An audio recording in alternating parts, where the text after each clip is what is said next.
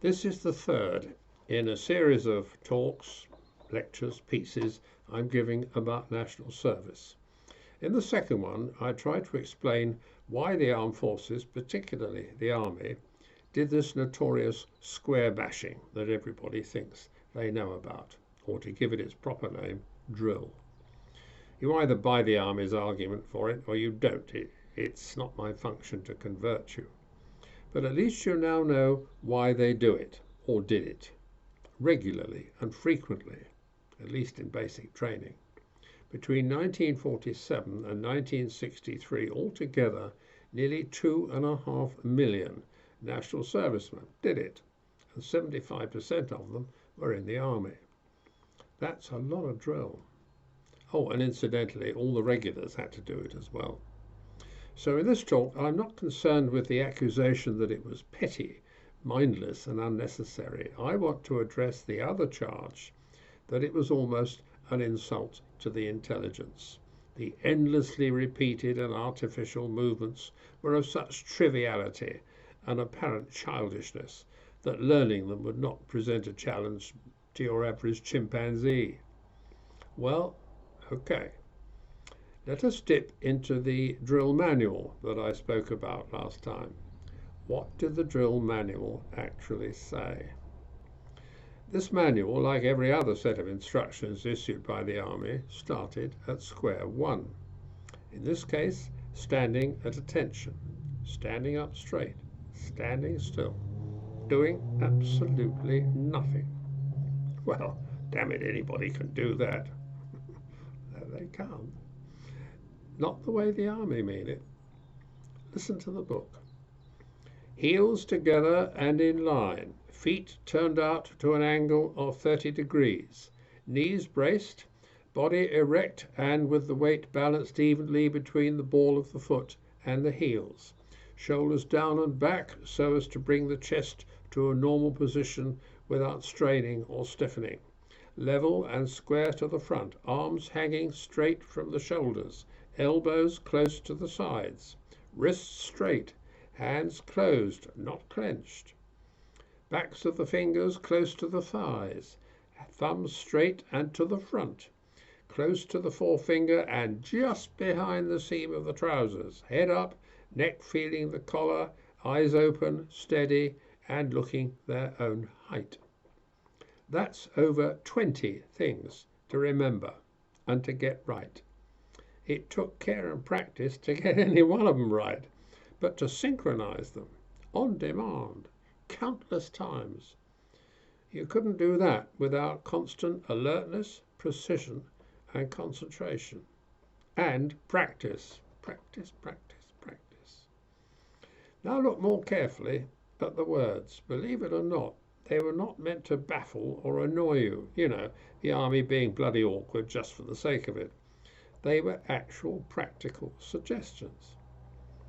Feet turned out to an angle of 30 degrees, much more natural than toes close together.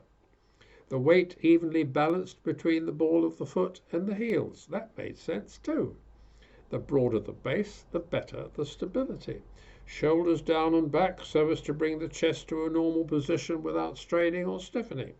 It actually says without straining or stiffening. Or again, arms hanging straight from the shoulders, hanging, not thrusting, not stretching. No strain again, you see. Hands closed, not clenched, not clenched. It actually puts those words in, not clenched. Eyes looking their own height. Or you try and think of a more natural, comfortable pose for them. And that was only the beginning. Your average chimpanzee would be open-mouthed by this time. Incidentally, the position of attention was not the real start. You had to get there from the at ease position. And there were 10 new things to learn about that. To say nothing about getting from the one position to the other. You had to lift your left foot and bring it down again beside your right, taking care when it landed, of course, to leave between your toes the correct angle of 30 degrees.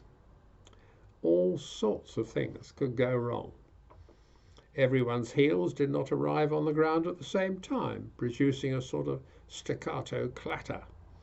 If you took your left foot over too far, it crashed down on the inside of your right heel, bruising it badly and uncomfortably, and searing away precious layers of carefully applied boot polish.